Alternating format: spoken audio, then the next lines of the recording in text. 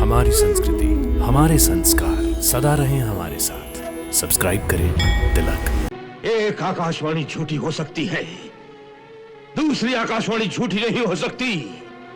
मैंने स्वयं उस बालिका को आकाश में अष्टभुजा रूप धारण करते हुए देखा है, और उसी ने मुझे चेतावनी दी कि वो जो मुझे मारने वाला है वो जन्म ले चुका है।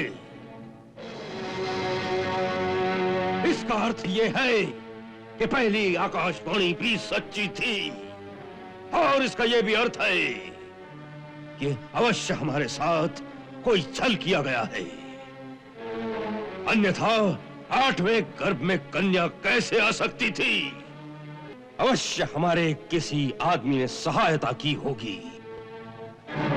अतः सर्वप्रथम हमारी आज्ञा है कि कन्या जन्म की उस रात्रि में जो भी कारागार में पहरे पर थे, उन सबको आज ही हाथियों के पैरों तले सारी प्रजा के सामने कुचलवा दिया जाए।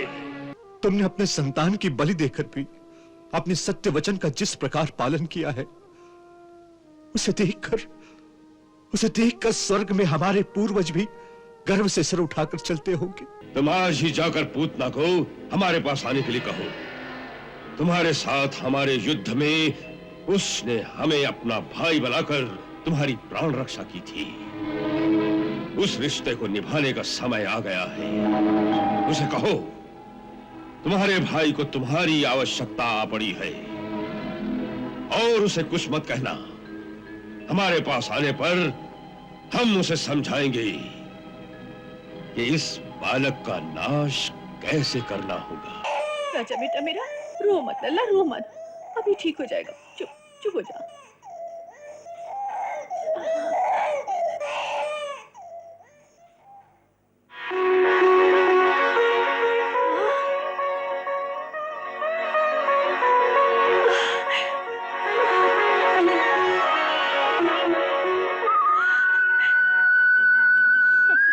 अरे बालक का जन्म भी हो गया।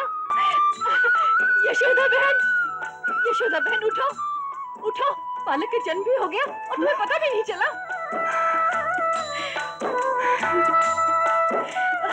नंदराय जी उठिए, देखिए आपके घर पुत्र का जन्म हुआ है। आइए। कैसी हो यशोदा? बालक का जन्म भी हो गया, तुम्हें पता भी नहीं चला।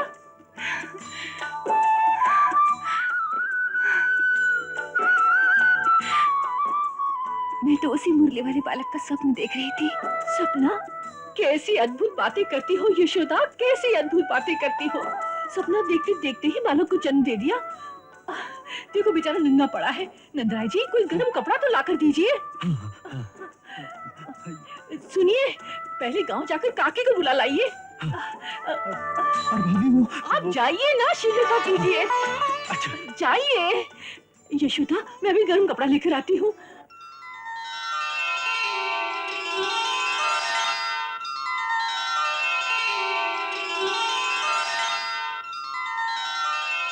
अवसर पाए चरण पकड़ प्रभु को किया प्रणाम। हाथ उठा बोले प्रभु सुखी रहो बलराम।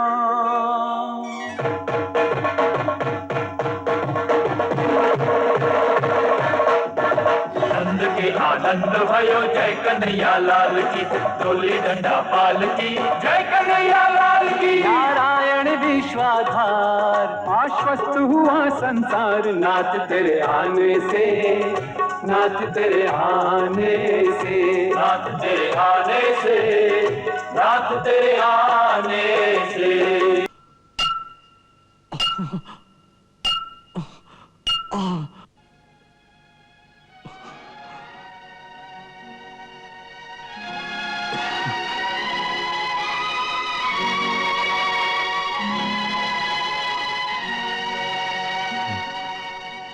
यदि उस कन्या ने अष्टभुजा दुर्गा का रूप धारण करते हुए ये बात कही है, तो इसका अर्थ ये है कि पहली आकाशवाणी सर्वदा झूठी नहीं थी। मारने वाला तो आ ही गया है। अवश्य इसमें कोई गूढ़ रहस्य है। ये सब कंस की बुद्धि को भ्रमित करने के लिए किया जा रहा है। जिससे वो तड़पता भी रहे और उसे पता भी ना चले कि उसके मारनहार का जन्म कहाँ हुआ है। अच्छा है, वो डरा तो रहेगा।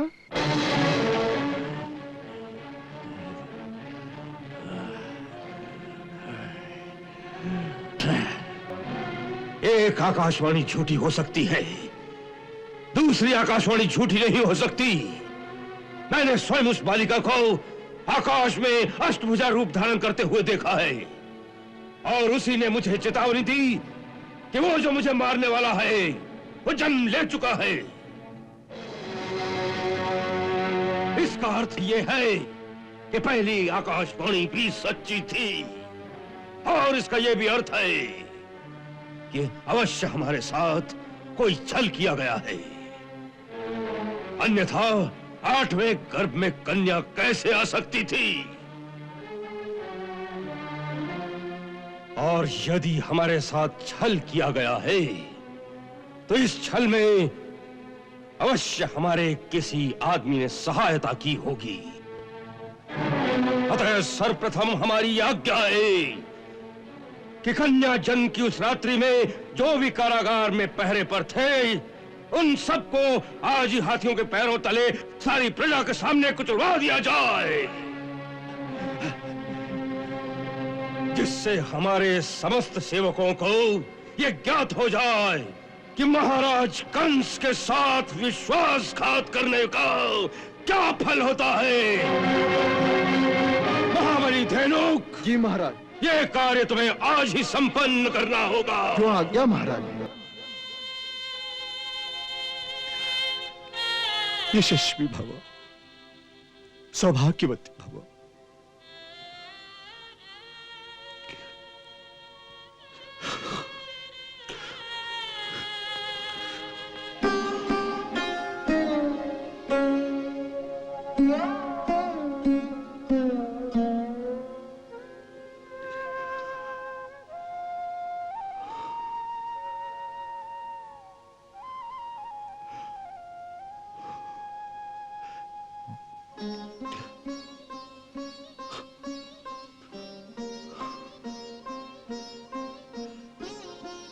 वसुदेव, तुम्हारे जैसा पुत्र और देव की जैसी पुत्र वधु को पाकर हम धन्य हो गए हैं।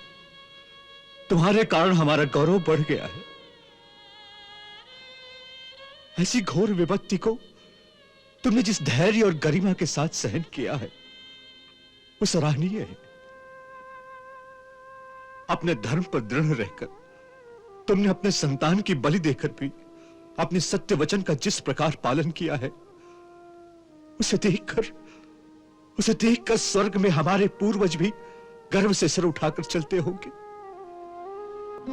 पिताश्री, भगवान जी तो आपकी बात सुनते हैं। उनसे कहिए कि किसी माता को वो न देखना पड़े जो मुझे देखना पड़ा।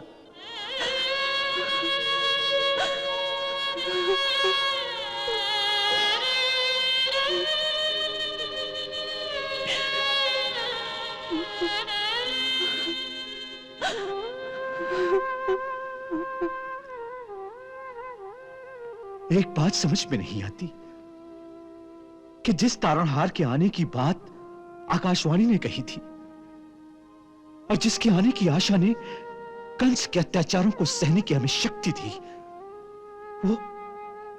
वो अष्टम गर्भ में क्यों ना आए? महाराज, यही प्रश्न प्रजा के मन में भी बार बार उठ रहा है, परंतु उसके साथ ही उस अष्टम गर्भ से जन्मी उस बालिका के चमत्कार की बातें सुनते हैं तो ऐसा लगता है कि इसके पीछे दैवी शक्तियों की कोई गूढ़ योजना बनी है। इसका समाधान हम संसारी लोग नहीं कर सकते हैं। इसका रहस्य गुरुदेव महर्षि गर्ग ही बता सकते हैं। जैसे उन्होंने मुझे यह रहस्य बताया था कि 7वें बालक के समय भाभी का गर्भपात क्यों हो गया। रहस्य? कैसा रहस्य? कुमार वसुदेव, मैं कारागार में आपको इसकी सूचना देने वाला था। फिर? परंतु उस समय उन्होंने मुझे आपको बताने से मना कर दिया था। परंतु क्यों? उन्होंने कहा था कि उचित समय आने पर वो आपको सब कुछ बता देंगे। मुझे विश्वास है कि प्रातः जब हम उनके दर्शनों को जाएंगे तो वो आपको सब कुछ बता देंगे। मैं तो इतना ही कह सकता हूं कि वो गर्भपात नहीं था, एक दैवी चमत्कार था।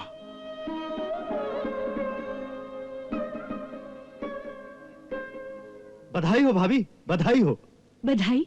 किस बात की? कुमार वसुदेव और देवकी भाभी को कंस ने कारागार से मुक्त कर दिया है। सच? हाँ, हमारे ग्वाले जो मथुरा में दूध लेकर जाते हैं, उन्होंने आज आते ही हमें यह सूचना दी। उन्होंने अपनी आंखों से कुमार को अपने पिता के महल में जाते हुए देखा।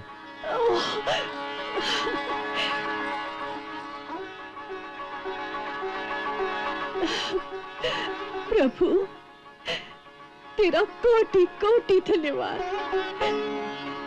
कोटि कोटि धन्यवाद। ये सब देवी माता की कृपा है।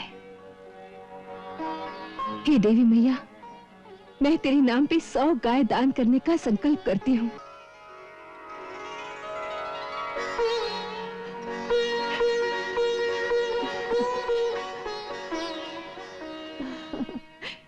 लल्ला, तेरे पिता श्री बंदीगृह से मुक्त हो गए हैं रे। हाँ, अब तुझे शीघ्र ही उनके दर्शन होंगे। प्रणाम करो अपने पिता को। ऐसे। वो बालक मेरा है, मेरा एक पुत्र कंस के हाथों बचकर जीवित रह गया। गुरुदेव, ये रहस्य बताकर आपने मेरे मन के सूखी खेत को अमृत जल से सींचकर जैसे उसे फिर से हरा भरा कर दिया है। अक्रूर जी, यदि आपको इस रहस्य का ज्ञान था तो कारागार में आपने ऐसी सुखद सूचना क्यों नहीं पहुंचाई? कुमार वसुदेव, गुरुदेव ने उसके लिए विशेष रूप से मना कर दिया था। क्यों गुरुदेव? आपके पुत्र की सुरक्षा के लिए। आपका कहना है कि इस रहस्य का ज्ञान हो जाने से मेरे पुत्र की सुरक्षा संकट में पड़ जाती? हाँ वसुदेव। वो क्यों गुरुदेव? आपका परम सत्यवादी होना आपके पुत्र के लिए घातक हो सकता है। यदि आपको इस बात का ज्ञान होता तो जब कंस ने आपसे आपके पुत्रों के बारे में प्रश्न किया था तो आप उसे यह सत्य अवश्य बता देते। इसीलिए मैंने अक्रूर जी को रोक दिया था। अब आपको यह बताना इसलिए आवश्यक हो गया है कि आपको देवी रोहिणी के बारे में कोई संशय न हो जाए, इसलिए इस रहस्य से आपको अवगत कराना पड़ा। गुरुदेव, आपने मेरे ही कारण मेरे पुत्र को विनाश से बचा लिया। इसके लिए आपको कोटिश धन्यवाद गुरुदेव, कोटिश धन्यवाद। इसी प्रकार कुछ और भी गूढ़ रहस्य हैं जिन्हें योग माया ने आपके स्मृति पटल से कुछ काल के लिए मिटा दिया है। हाँ, पर कोई चिंता न करें, उचित समय आने पर इन सब रहस्यों का अनावरण स्वयं ही हो जाएगा। तब तक के लिए हमारा आपको यही आदेश है कि आप जितना जानते हैं यथासंभव उसकी चर्चा अपनी जिह्वा से कभी ना करें। इन्हीं में सबका कल्याण होगा। मैं आपको वचन देता हूं गुरुदेव, मैं प्राण दे दूंगा, परंतु अपनी जिह्वा से इस रहस्य को कभी प्रकट नहीं करूंगा। मैं देवी देवकी को भी यही समझा दूंगा।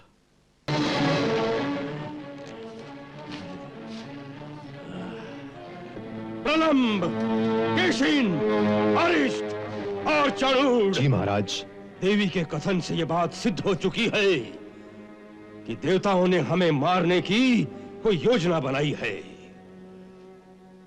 हमारे गुप्तचरों का कहना है कि सारे नगर में इसी बात की चर्चा है कि हमें मारने वाला जन ले चुका है। हमारे शत्रुओं ने इस बात को फैलाया होगा। वो समझते हैं कि इस बात से मैं भयभीत हो जाऊंगा, परंतु वो ये नहीं जानते कि संकट आने पर कंस की शक्ति दुगनी हो जाती है। सब देवता हमारी वीरता से संतप्त हैं, परंतु हम इनको कुछ नहीं गिनते। देवताओं का राजा इंद्र अल्पवीर है, बाकी रहे 3। एक तपस्वी ब्रह्मा, दूसरा बनवासी शिव और तीसरा मायावी विष्णु। इनमें से कोई भी समर भूमि में मेरे सामने आकर मेरे साथ युद्ध करने की क्षमता नहीं रखता। इनसे डरने की हमें कोई आवश्यकता नहीं। फिर भी राजनीति ये कहती है कि शत्रु चाहे निर्बल भी हो, उसकी उपेक्षा नहीं करनी चाहिए, उसे जड़ से उखाड़कर फेंक देना चाहिए। आप बिल्कुल सत्य कहते हैं महाराज। शत्रु की उपेक्षा कदापि नहीं करनी चाहिए। जैसे शरीर में रोग हो जाए और उसकी चिकित्सा न की जाए तो वो ऐसे जड़ जमा लेता है, फिर वो असाध्य हो जाता है। इसी तरह शत्रु को यदि ढील दी जाए तो वो अपने पांव जमा लेता है। इसीलिए हमें जो कुछ भी करना है अतिशीघ्र करना होगा। अतिशीघ्र करना चाहिए, किंतु क्या करना चाहिए? मेरे विचार में सबसे पहला काम हमें यह करना चाहिए कि बड़े बड़े नगरों में, छोटे छोटे गांवों में, अहिरों की बस्तियों में, मथुरावासियों के महलों में, चाहे वन की झोपड़ियों में, जहां जहां भी पिछले 10 दिनों में जो भी बच्चे पैदा हुए हों, उन सबको मार डालना चाहिए। हाँ, सबको मार डालना चाहिए। 10 दिन के चक्कर में मत पड़िए चाणूर जी। मैं तो कहता हूँ पिछले 2 महीनों में जितने बच्चों ने जन्म लिया है उन सबको मार डाला जाए। हाँ, ये भी ठीक है। सुना तुमने सेनापति? हमारे राज्य में 2 महीने से कम आयु वाला कोई भी बालक जीवित नहीं रहना चाहिए। जो आज्ञा महाराज। कहीं यज्ञों की अग्नि ना जले, पूजा की घंटियां ना बजें, वेद मंत्रों की ध्वनि और नन्हे बालकों की आवाज सुनाई न दे। सुनाई दे केवल क्रंदन, ब्राह्मणों का, तपस्वियों का और मरे हुए बालकों की माताओं का क्रंदन। क्रंदन, केवल क्रंदन।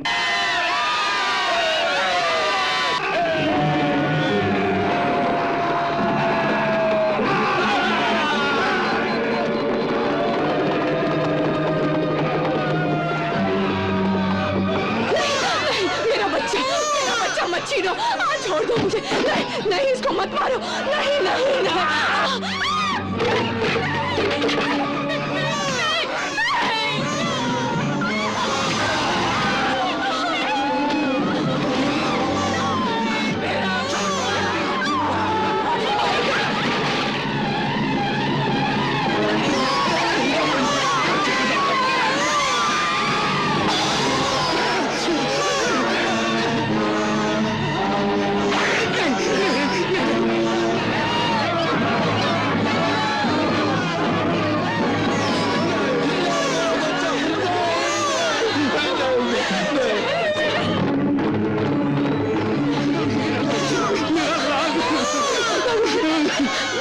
रक्षा करे।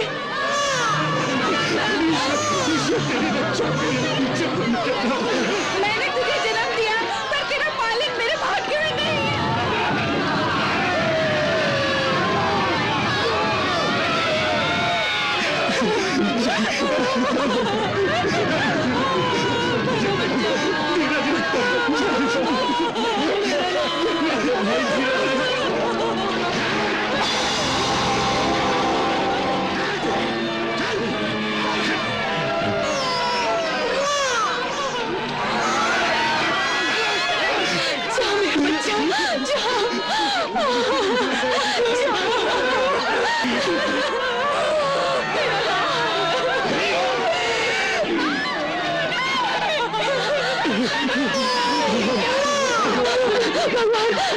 भगवान मेरी रक्षा करे। मैंने अपने बच्चे को तुम्हारी तलवार से बचा लिया है। अब वो नदी में बहता हुआ किसी धर्मात्मा मनुष्य के हाथ लग जाएगा, वो बच जाएगा। अब तुम उसे खुशी से मार डालो।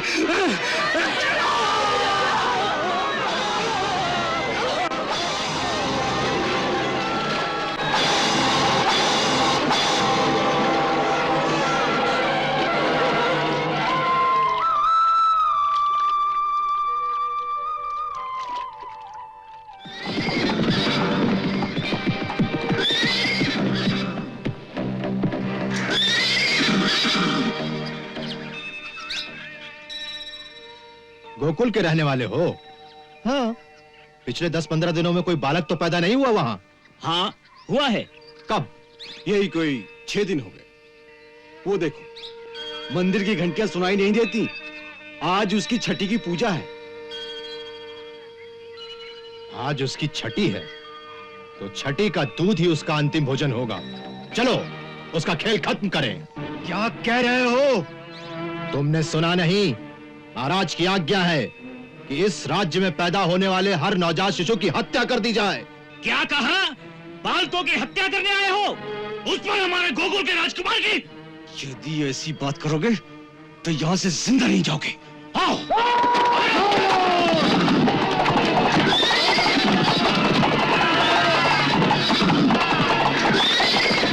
ये क्या हुआ?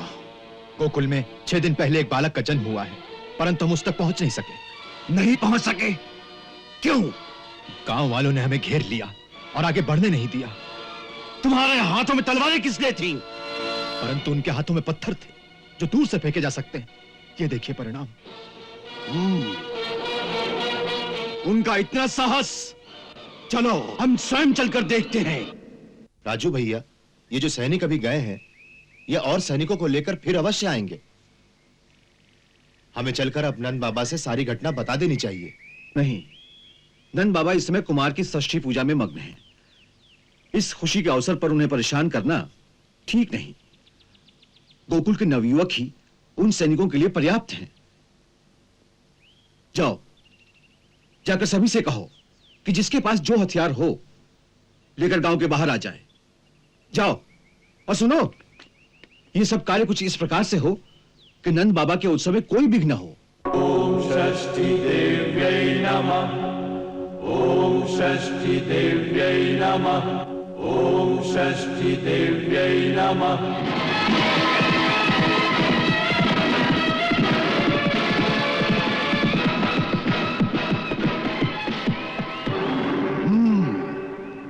तो तुम हमारा रास्ता रोकने का साहस कर रहे हो? अवश्य। जो भी हमारी बस्ती में अत्याचार करने आएगा उसका रास्ता रोकना हमारा धर्म है। इसका परिणाम कितना भयानक हो सकता है? परिणाम की आशंका से हम अपना धर्म नहीं छोड़ सकते। किसी भयानक परिणाम के डर दिखाने से पहले अपने परिणाम पर विचार कर लो। गोकुल के अगर किसी भी बालक की ओर तुमने टेढ़ी आंख करके देखा तो तुम्हारी आंखें निकाल दी जाएंगी। तुम्हारे आचार से देशद्रोह की बू आ रही है। जिस मिट्टी में जन्म लिया है उस जन्मभूमि की किसी आतताई से रक्षा करना देशद्रोह नहीं, देशभक्ति कहलाता है। परंतु महाराज कंस की आज्ञा का अवहेलना करना देशद्रोह भी है और राजद्रोह भी। अरे तुम्हारा महाराज होगा कंस, हमारे राजा तो नंद राय जी हैं। हम उन्हीं की आज्ञा का पालन करते हैं और यही हमारी राजभक्ति है। और जिस नवजात बालक की हत्या करने तुम गोकुल आए हो वो हमारे राजा नंद राय जी का ही पुत्र है। तुम अपनी इच्छा से यहां पर नहीं आए, तुम कंस की आज्ञा के अधीन हो। इसलिए तुम्हारी विवशता पर दया करके हम तुम्हें जीवित छोड़ रहे हैं। परंतु उस आतताई से जाकर यह कह देना कि गोकुल के ग्वालों ने भी चूड़ियां नहीं पहन रखी हैं। यदि फिर से उसने अपने सैनिकों को यहां पर भेजा तो हम उसके टुकड़े टुकड़े करके यमुना में बहा देंगे।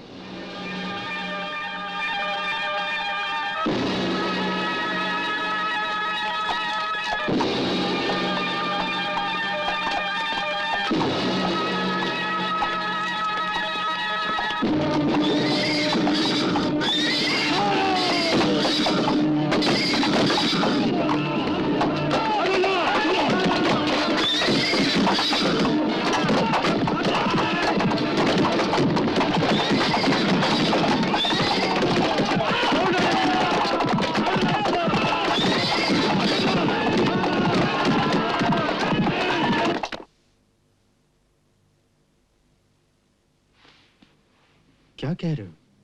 सेना को भगा दिया? वो जसोदा काकी के लल्ला को मांग रही थी। क्यों?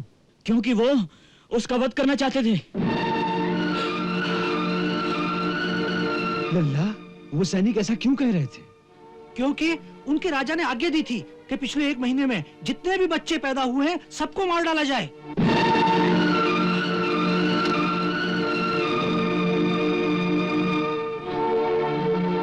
तो अत्याचार है।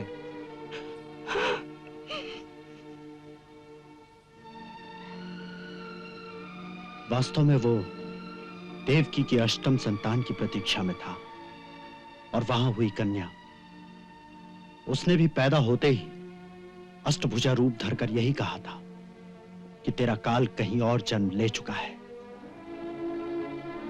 इससे वो बौखला उठा है और इसीलिए हर नवजात शिशु की हत्या करने पर तुला हुआ है वो। अब हमारे लल्ला पर उसके सैनिकों की दृष्टि पड़ गई है।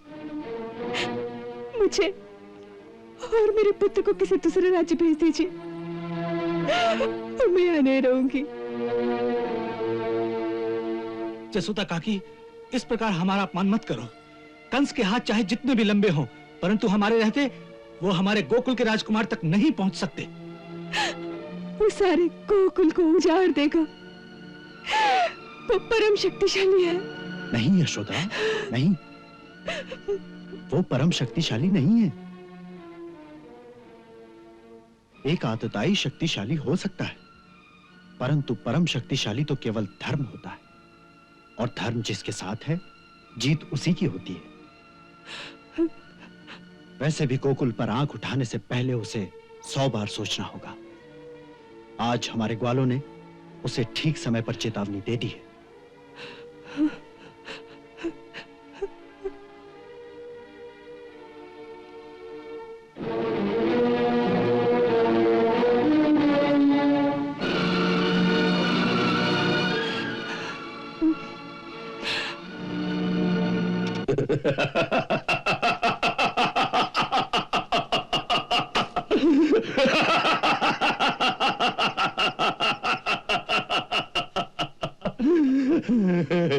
उन ग्वालों ने तुम्हें एक छोटी सी धमकी दी और तुम चूहे की भांति दुम दबाकर भाग गए।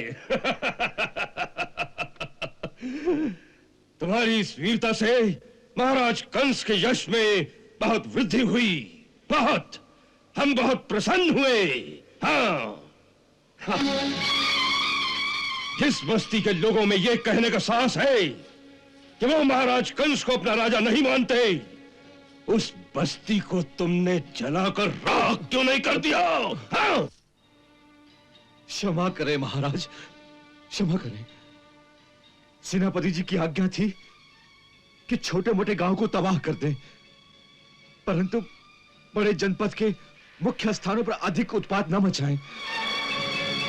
वहां विद्रोह हो सकता था।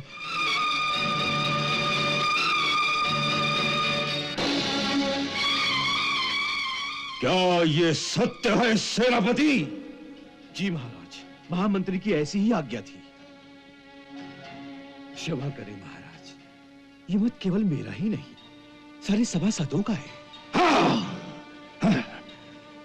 कंस के सभासदों का यह अधिकार कब से हो गया कि वो कंस की आज्ञा की अवहेलना कर सके?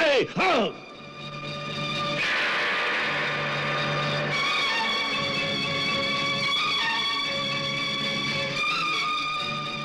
महाराज, आपकी आज्ञा की अवहेलना करने का साहस किसी में नहीं है, परंतु आज्ञा पालन किस प्रकार होना चाहिए, केवल उसमें मतभेद है। हम समझे नहीं चाणूर। महाराज, पिछले 1 माह में जो बालक जहां जहां पैदा हुआ है, उसकी हत्या होनी चाहिए, परंतु जैसे आम आदमी के बालक की हत्या कोई भी सैनिक कर सकता है, वैसा व्यवहार हमें समाज के विशिष्ट लोगों के साथ नहीं करना चाहिए। उस पर नंदराय जैसे सामंत के साथ तो, जो ग्वालों के एक शक्तिशाली कबीले का सरदार है, आपको विशेष रूप से खुले विरोध का प्रदर्शन ना करके एक गहरी कूटनीति का प्रयोग करना चाहिए। मेरे मत में हमारे सैनिकों का इस प्रकार गोकुल जाना ठीक नहीं होगा, क्योंकि यदि उनके मन में कोई संशय आ गया तो आप जानते हैं कि वो पांचाल नरेश से भी सहायता मांग सकते हैं। वसुदेव की बहन कुंती के द्वारा वो हस्तिनापुर से भी सहायता ले सकते हैं। हाँ महाराज, हमें नंद जैसे एक प्रमुख सामंत को किसी दूसरे राजा के साथ गठजोड़ करने का अवसर नहीं देना चाहिए। वैसे भी बाल हत्याओं के कारण इस समय सारे राज्य का वातावरण शोकित है। नंद जैसे किसी विशिष्ट व्यक्ति ने विद्रोह कर दिया तो सारी जनता भी भड़क उठेगी। यही सोचकर तुम लोग उन ग्वालों के द्वारा किए गए महाराज कंस के अपमान को चुपचाप सह लेना चाहते हो?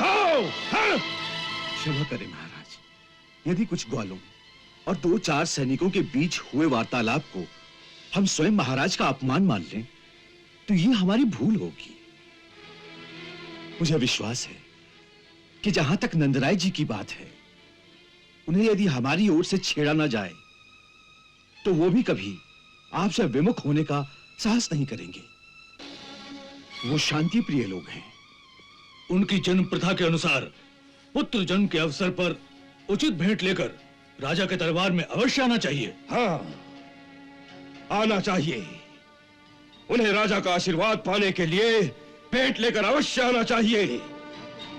फिर क्यों नहीं आए वो लोग? आना चाहिए था और मुझे विश्वास है कि वो अवश्य आएंगे, परंतु उसके लिए हमें उपयुक्त वातावरण बनाना चाहिए। उनके मन से यह आशंका मिटा देनी चाहिए कि महाराज उनसे क्रोधित हैं। बल्कि जब वो यहां आए तो आपको उनके साथ ऐसा व्यवहार करना चाहिए कि उन्हें यह धोखा हो जाए आप उनसे अति प्रसन्न हैं। बस फिर गोकुल वासियों को अपने नवजात शिशुओं की रक्षा का भय नहीं रहेगा और हमारा काम आसान हो जाएगा। वो कैसे? महाराज, गोकुल के इलाके में पिछले दिनों जितने भी बच्चे पैदा हुए हैं, नंदराय के पुत्र समेत, उन सबको मारने के लिए हमें अपने खुले बंधु सैनिकों को नहीं भेजना चाहिए। अपने मायावी राक्षसों को एक एक करके वहां भेजना चाहिए और वो वहां जाकर बच्चों का इस प्रकार संहार करेंगे कि किसी को यह शक भी नहीं होगा कि इस कार्य के पीछे महाराज की प्रेरणा है। हाँ, तुम ठीक कहते हो। तुम बहुत बुद्धिमान हो चाणूर, बहुत बुद्धिमान। नंदराय जी, बुद्धिमानी यही कहती है कि जहां तक हो सके राजा से बैर नहीं बढ़ाना चाहिए। इसीलिए मैं बड़े भैया देवदत्त की बात से सहमत हूं कि प्राचीन प्रथा के अनुसार नंदराय जी को पुत्र जन्म के अवसर पर राजा से आशीर्वाद पाने के लिए उपयुक्त भेंट लेकर महाराजा कंस की सेवा में अवश्य जाना चाहिए। मैं इस बात से सहमत हूं।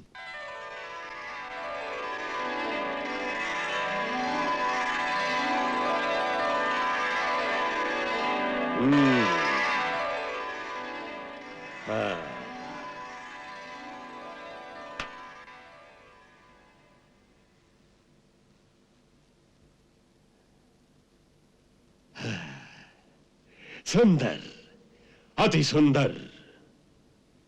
हम बहुत प्रसन्न हुए और आपकी भेंट स्वीकार करते हैं।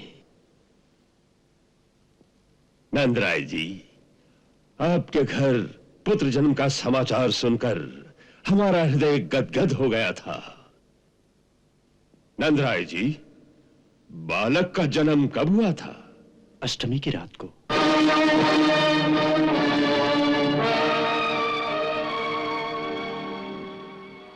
आपको हमारी ओर से बधाई है। इस अनुकंपा के लिए हम आपके आभारी हैं महाराज।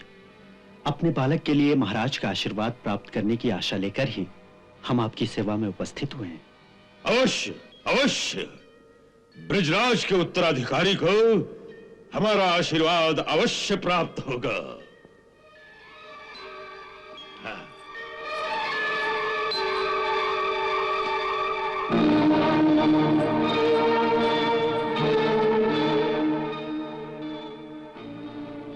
उस नंद नंदन के लिए मथुरा नरेश के आशीर्वाद की प्रतीक ये करधनी स्वीकार कीजिए।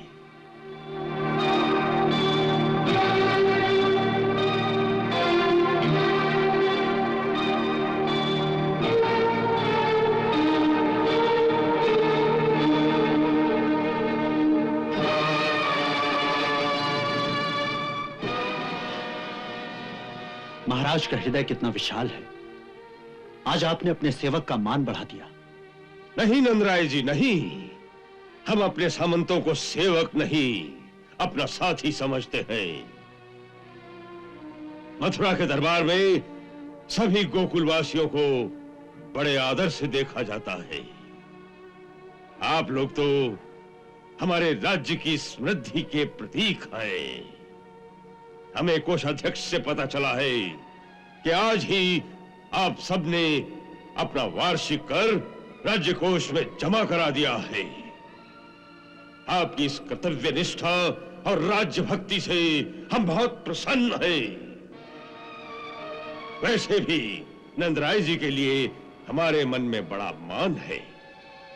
आप हमारे बहनोई कुमार वसुदेव के रिश्ते में भाई होते हैं। अतः इसी कारण भी हम आपको अपना बड़ा भाई ही मानते हैं। यह आपकी उदारता है महाराज। मथुरा में आकर आप कुमार वसुदेव से तो मिले ही होंगे? जी नहीं, हम गोकुल से सीधे आपकी सेवा में उपस्थित हुए हैं। आपसे आज्ञा लेने के पश्चात ही हम वसुदेव जी से भेंट करने जाएंगे। अवश्य जाइए, हमारी ओर से आज्ञा है। हम जानते हैं हमारे लिए देवकी और वसुदेव के मन में रोष अवश्य होगा। हो सके तो उन्हें समझा बुझाकर शांत कीजिए। जो हुआ वो आकाशवाणी के कारण हुआ। आत्मरक्षा के लिए हम विवश थे। अंत में वो आकाशवाणी भी झूठ ही सिद्ध हुई। अतः जो हुआ उसके लिए हमें बहुत खेद है और इसी कारण हमें स्वयं उनको मिलने में बहुत संकोच हो रहा है। मैं ये सब कुमार से अवश्य कह दूंगा। अच्छी बात है। आप यात्रा से थक गए होंगे। अतिथि गृह में आपके विश्राम की पूरी सुविधा कर दी गई है। जो आज्ञा महाराज। आप विश्राम करें।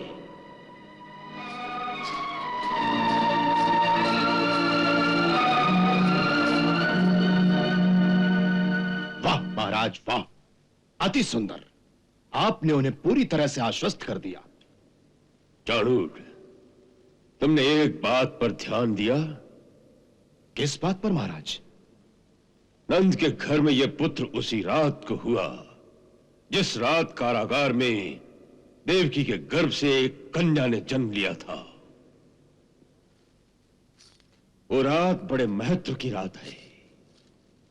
जिस नंद के यहां संतान होने की कोई आशा ही नहीं थी, उसी रात को उस नंद के घर में एक पुत्र का जन्म होता है। और उसी रात को देवकी की गोद में जो कन्या मिलती है वो मानवी नहीं थी। हाथ से छूटते ही उसने अपना असली रूप धारण किया और उसने भी यही कहा कि तुझे मारने वाला जन्म ले चुका है। चाणूर, हमें पूरा विश्वास है कि वही बालक है जिसने देवकी के अष्टम गर्भ से जन्म लिया। कारागार से निकलकर किस प्रकार वहां पहुंचा, किसने द्रोह किया, इसका पता लगाना चाहिए चाणूर। अब इस बात का पता लगाना असंभव है महाराज। क्यों? क्योंकि उस रात बंदी गृह में जितने प्रहरी थे जो इस प्रकार द्रोह कर सकते थे, उन सबको आपकी आज्ञा से हाथी के पैरों तले मरवा दिया गया है। अब उस रात की कहानी सुनाने वाला कोई जीवित नहीं है। वो जीवित नहीं रहे, किंतु वो बालक हमारा काल जीवित रह गया। चाणूर, तुम और किसी बालक की ओर ध्यान ही मत दो। यही जिसे लोग नंद का पुत्र समझते हैं, ये वही है जिसकी हमें प्रतीक्षा थी। और इस बात का मुझे पूरा विश्वास है। महाराज, यदि यह सत्य है कि यह देवकी की 8वीं संतान है, तो फिर चिंता किस बात की? अब उस अकेले बालक से निपटना कोई बड़ी बात नहीं। आप हम में से जिसे आज्ञा देंगे ये काम वही कर देगा। नहीं चाणूर, नहीं। तुम में से कोई भी वहां गया तो गोकुल वालों को सशंकित कर सकता है। हमारे विचार में तो इस समय केवल एक ही है जिसके द्वारा यह कार्य आसानी से हो सकता है। कौन? पूतना।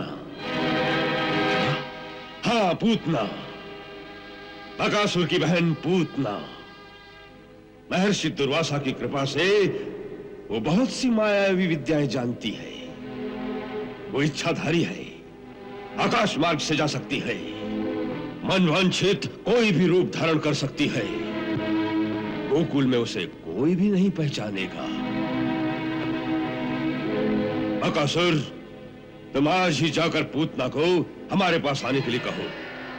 तुम्हारे साथ हमारे युद्ध में उसने हमें अपना भाई बनाकर तुम्हारी प्राण रक्षा की थी। उस रिश्ते को निभाने का समय आ गया है। उसे कहो तुम्हारे भाई को तुम्हारी आवश्यकता आ पड़ी है, और उसे कुछ मत कहना। हमारे पास आने पर हम उसे समझाएंगे कि इस बालक का नाश कैसे करना होगा। जाओ।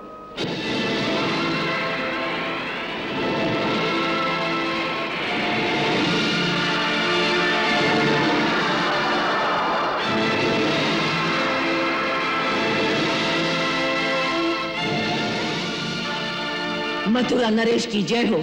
क्या आज्ञा है महाराज? पूतना,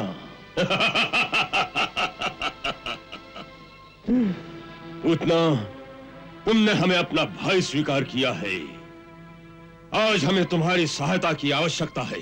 आप आज्ञा दें, पूतना अपने प्राण देकर भी भाई की सेवा करेगी। हाँ, तो इसी समय गोकुल में जाओ और वहां नंद के घर में एक नवजात बालक है। कहते हैं कि उसका जन्म आज से 7 दिन पहले यशोदा के गर्भ से हुआ।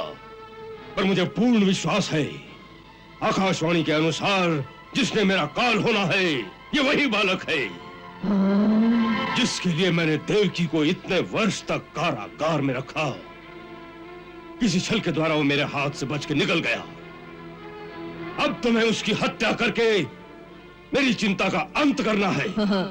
एक नन्हे से बालक की हत्या, बस इतना ही काम है भैया। ये नन्हा सा बालक कोई साधारण बालक नहीं है पूतना। यदि मेरा अनुमान सत्य है तो वो स्वयं विष्णु ही है, जो देवताओं की रक्षा के लिए पृथ्वी पर अवतीर्ण हुआ है। इसलिए यह कार्य शायद इतना सहज नहीं होगा जितना तुम समझती हो।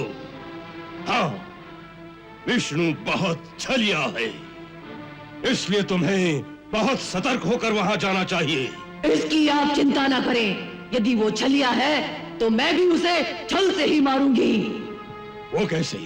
मेरे पास कालकूट नाम का विष है, ऐसा भयंकर कि हाथ लगाओ तो हाथ भी जल जाए। वही कालकूट विष अपने स्तनों पर लगाकर मैं उनके घर जाऊंगी। एक धाय की भांति से बच्चे को दूध पिलाऊंगी। 2 घूंट पीते ही उसकी समस्त नाड़ियां विष की भयंकर ज्वाला से फट जाएंगी। उत्तम, अति उत्तम। पूतना, तुम अभी जाओ, क्योंकि नंद ग्रह में इस समय स्त्रियां ही स्त्रियां होंगी। पुरुष तो गोधूली के समय ही घरों में आएंगे। अच्छी बात है, मुझे आज्ञा दीजिए। जाओ और विजयी होकर आना।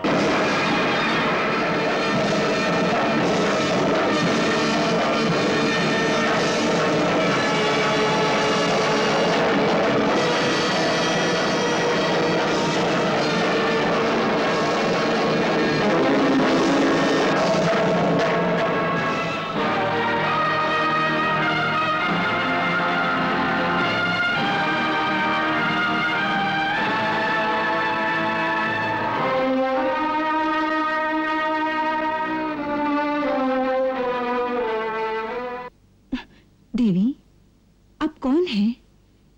कहां से पधारी हैं? और यहाँ आने का क्या प्रयोजन है? मैं आपकी क्या सेवा कर सकती हूँ? नंदरानी, मेरा प्रयोजन तो केवल आपके लल्ला के दर्शन करना है। मैं मथुरा की रहने वाली हूँ। मेरे पति एक श्रेष्ठ विद्वान और परम सिद्ध ब्राह्मण हैं। उन्होंने दिव्य दृष्टि से देखकर मुझे ही बतलाया कि नंद राय के घर में एक महान आत्मा ने पुत्र के रूप में जन्म लिया है, जिसका दर्शन बड़ा ही मंगलकारी है। इसीलिए मैं तेरे द्वार पर आई हूं। स्वागत है, आसन पर विराजिए। धन्यवाद।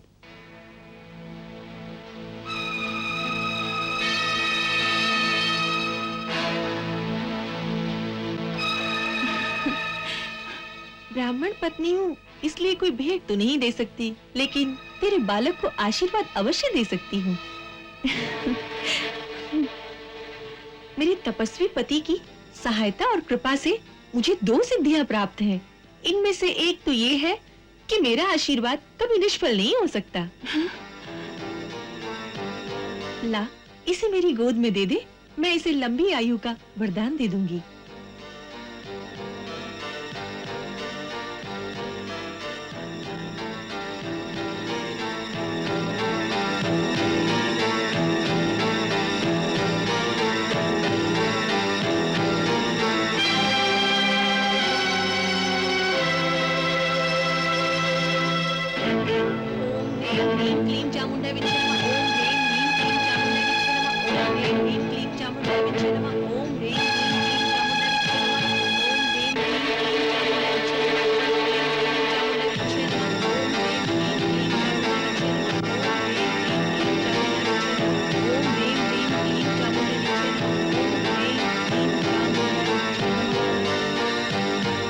ब्रिजरानी, तुम्हारा ये बालक कोई सामान्य बालक नहीं है।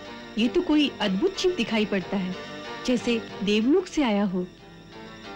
यशोदा रानी, मैं एक और रहस्य की बात बताती हूँ। मैंने कहा था ना कि मुझे 2 सिद्धियां प्राप्त है। उनमें से दूसरी ये है कि मेरे स्तनों से निरंतर अमृत रस झरता रहता है, जिसके पीने से तेरा पुत्र अमर हो जाएगा। अतः मैं इसकी धाय बनकर इसे अपना दूध पिला देती हूँ।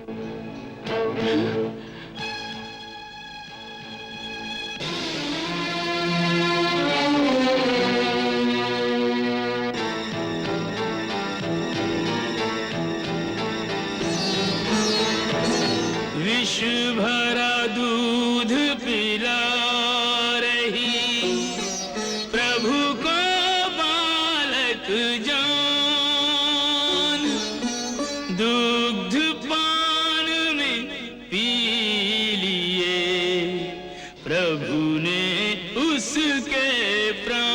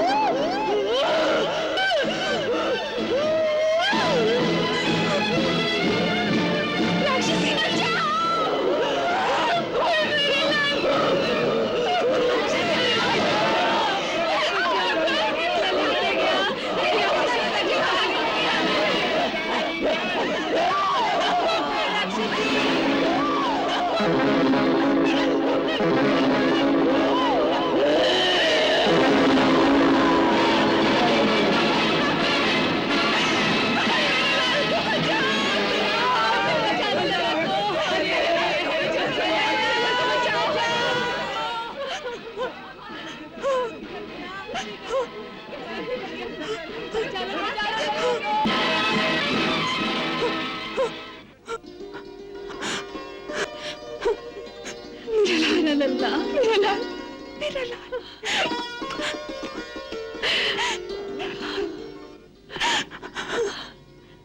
मेरा लाल, मेरा लाल, मेरा लाल, मेरा लाल। सब ठीक हो गया यशोदा, सब ठीक हो गया। अरे यशोदा, होश में आओ यशोदा, होश में आओ। काकी, यशोदा, यशोदा, उठो, तुम्हारा पुत्र बुला रहा है। बेटी, उठो बेटी। देखो, तुम्हारा पुत्र तुम्हें बुला रहा है। यशोदा, देखो, तुम्हारा लल्ला बुला रहा है।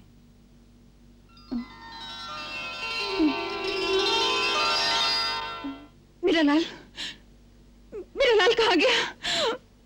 वो राक्षसी मेरा लाल ले गई, मेरा लाल। यशोदा, होश में आओ। देखो, लाल के पास जाना है। तुम्हारा लल्ला यही है। देखो तुम्हारा लल्ला।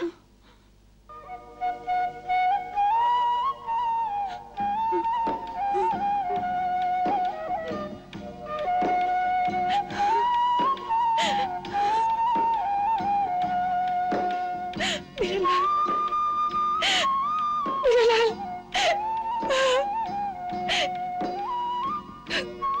कहाँ चला गया था तू? कहाँ चला गया था? तुझे चोट तो नहीं आई ना? कहाँ चला गया था? मेरे लाल, तुझे कुछ हुआ तो नहीं ना? चोट तो नहीं आई ना मेरे लाल? कुछ हुआ तो नहीं ना? वो राक्षसी कहाँ है? वो तो मर गई।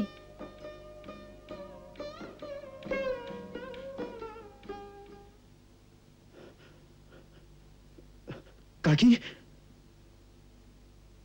काकी, ये जो गांव में मैंने सुना, क्या वो सब सच है? बिल्कुल सत्य है। सर्वप्रथम अपने पुत्र के हाथों बहुत सा दान कराओ। नंदराय जी, कोई बड़ा ग्रह टल गया है। फिर कुल गुरु शांडिल्य से कहकर कोई विशेष पूजा कराओ। ऐसी विकराल राक्षसी के हाथों बच जाना कोई दैवी चमत्कार ही है। अवश्य, अवश्य ये गुरुदेव का आशीर्वाद ही है। लल्ला तो ठीक है ना? हाँ नंदराय जी, बिल्कुल सुरक्षित है, पूर्णतया स्वस्थ। लगता है थक गया है, अभी सो जाएगा।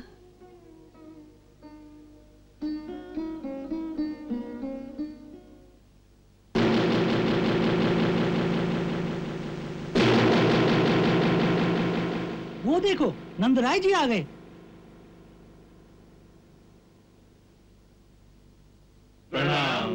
प्रणाम। आते हुए हमने इसी की छाया गोकुल की ओर जाते देखी थी।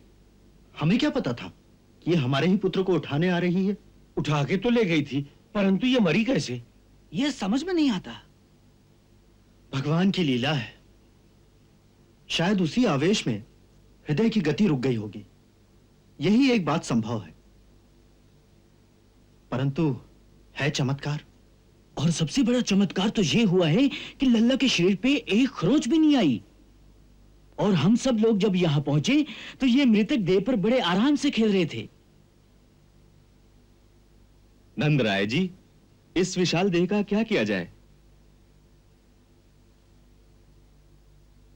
इसका अग्निदाह तो करना ही चाहिए, अन्यथा इसकी दुर्गंध से सारा वातावरण दूषित हो जाएगा। परंतु इतनी बड़ी चिता कैसे बनेगी? मेरे विचार से 20-25 चिताएं बनाकर इसके शरीर के टुकड़े करके उसमें डाल दिए जाएं। यही उचित है।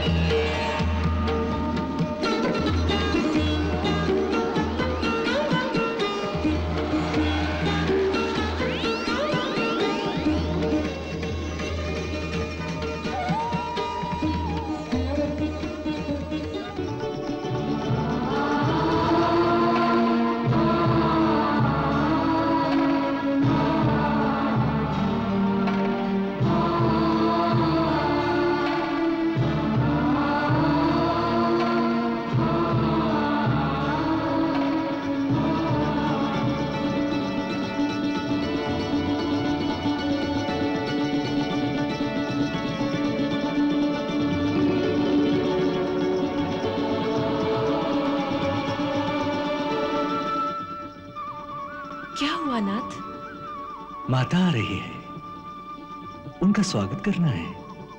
माता? हाँ, पूतना माता।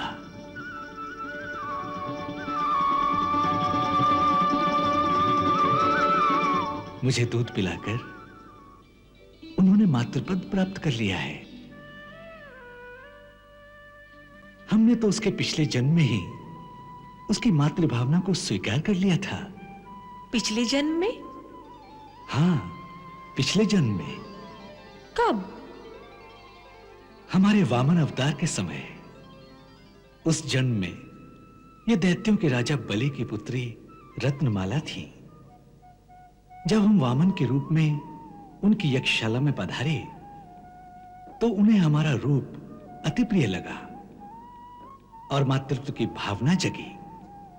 उन्होंने इच्छा की, इसे देखकर जी चाहता है इसे पुत्र की भांति हृदय से लगाकर अपना स्तनपान कराऊं। हमने उस बालिका के हृदय में एक सुंदर कोमल भावना को देखकर मनी मन उस प्रस्ताव को स्वीकार कर लिया और कहा, तथास्तु। और जब हमने बलि से प्रतिज्ञा करा के अपना त्रिविक्रम रूप धारण किया और उसका सब कुछ छीन लिया तो रत्नमाला को हम पर बहुत क्रोध आया और उसके मन में दूसरा शत्रुता का भाव उठा। यदि ऐसा छलिया मेरा पुत्र हो तो उसे मैं दूध में मिलाकर विष दे दूंगी। हमने उसकी वो इच्छा भी स्वीकार कर ली। सो इस जन्म में एक साथ उसकी दोनों इच्छाएं पूरी हो गई। हमें विष भी दे दिया और अपना दूध भी पिला दिया।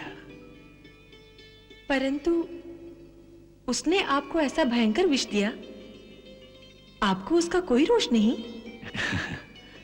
नहीं राधे, विष तो हमें ऐसा लगा जैसे मां प्रेम भरे क्रोध से अपने बालक को पीटती है, उसकी तो चोट ही नहीं लगती। और उसके साथ मां का दूध तो इस धरा का अमृत है। दूध पिलाया तो पूतना माता को मातृत्व का आदर देकर सालोक मुक्ति प्रदान करती है।